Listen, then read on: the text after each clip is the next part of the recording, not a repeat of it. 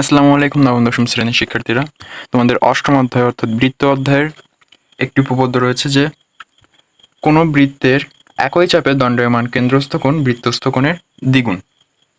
তাই তো? দেখো তো বৃত্তস্থ কোণ কাকে বলে? যেটা হচ্ছে তোমার বৃত্তের সাথে তৈরি হয়। দেখো তো এই কোণটা আমাদের কি বৃত্তের সাথে তৈরি হয়েছে, তাহলে এটা কি আমাদের বৃত্তস্থ কোণ।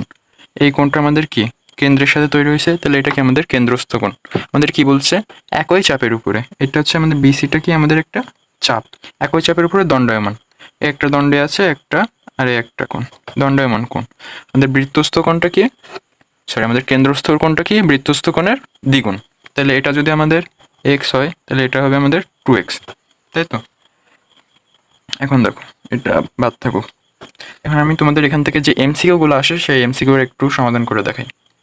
ধরো তোমার এখানে এই যে বৃত্তস্থ কোণ কত দেওয়া আছে, ধরি বৃত্তস্থ কোণ দেওয়া আছে এক্স, আর কেন্দ্রস্থ কোণটা দেওয়া আছে আমাদের কত, 2x+20 ডিগ্রি। ওকে, এখানে আমরা কি পড়ছি? কেন্দ্রস্থ কোণ বৃত্তস্থ কোণের দ্বিগুণ, তাই তো?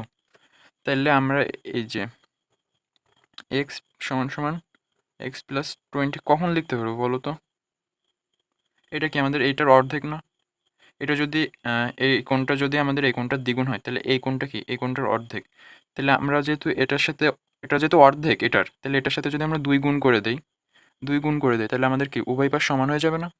ঠিক আছে, তাহলে আমরা এখানে যদি 2 গুণ করি, তাহলে আমাদের কি এটা আর এটা কি সমান হয়ে যাবে।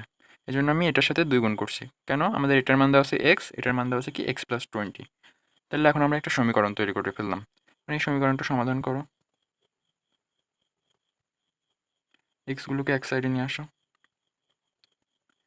এক্স সমান সমান কি আমাদের 20, আমাদের এক্স এর মানটা কি বের হয়ে গেল। এবার তোমার যেটারই মান বলুক, তোমার ও কোণের মান বলুক কিংবা তোমার এ কোণের মান বলুক, যেটাই বলুক সেটাই তুমি পারবা।